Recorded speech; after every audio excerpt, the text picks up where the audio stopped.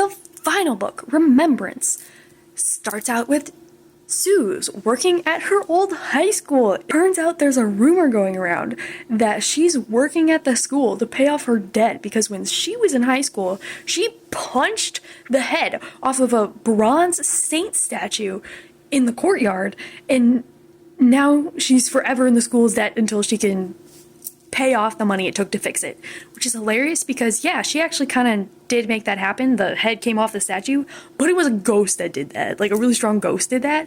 And then everyone blamed Suze, and she's like, it was an earthquake. Whoa, guys, that was crazy. But actually, she's there to get credits to be a counselor and, yeah, be a therapist sort of thing.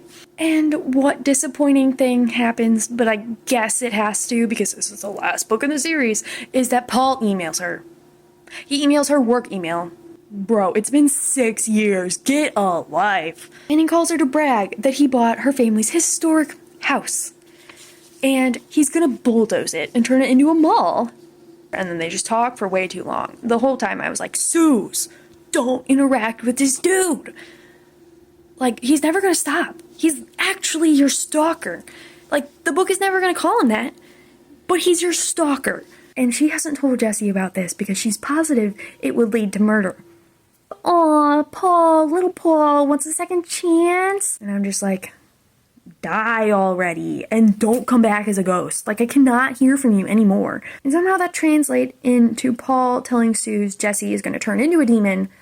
Like, she reluctantly believes him because Suze is like, Jesse's a good, like, person. He is way better than me. He is the purest soul there is. Yeah, he might have killed the person who killed him in a different time. Yeah, he might like punching my stalker, but he's a good dude, and I would agree. There's a part where Jesse gets really upset when Suze opens up to him finally about the ghost that's been bothering her, and he's like, we could have handled this together. Like, I can't believe you lied about this. And Suze is like, I didn't tell you because I was ashamed I couldn't do this on my own.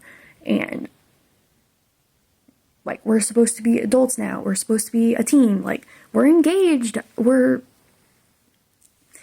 should be in a better spot than we are.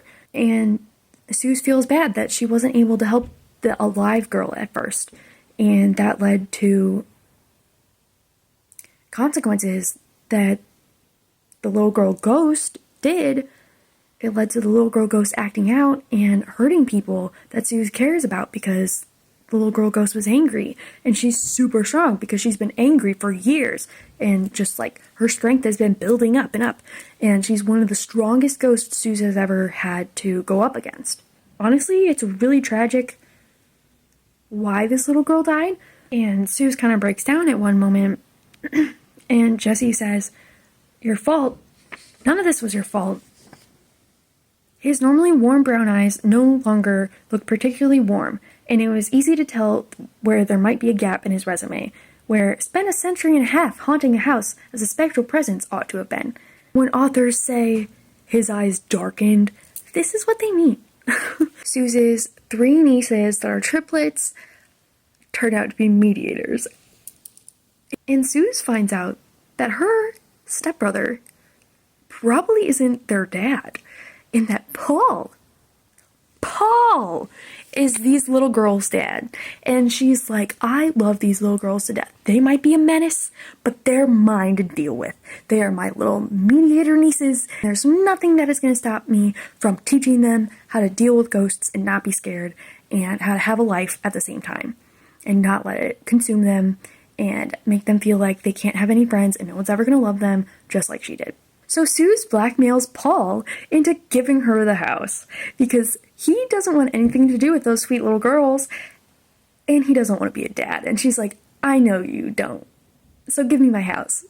And he does. Suze decides she's gonna like turn the house into like a little mediator school when the girls are older, and it's very charmed and very cute, and her and Jesse, they can help any mediator kids, and I just love that outcome for them. And I'm glad I can say I saw Jesse punch Paul. It was amazing. Jesse and Suze also get married with all their friends and family and all the little side characters that randomly disappeared throughout the series come back. Not even just the ones who are still alive, like some of the ghosts come back. And then in the background, I, in my notes, wrote this as true girlhood because Suze and now Jesse's little nieces, the three of them, are just playing Flower Girl in the background by violently hurling pine cones at each other. That's the best version of a flower girl. Everyone thinks flower girls are supposed to be like, la la la la, here are the flowers, one petal at a time, like, whoo, whoo, whoo. But no, these little girls are just like, ah! And now for my final thoughts. I had a lot of fun rereading this series. I thought I wasn't gonna like it as much as I do. I still really love Jesse and Suze, and these books are still really funny. I'd recommend them if you want non-serious, Buffy, Charmed, Ghost Whisperer vibes, and also some like really wild throwbacks to the early 2000s.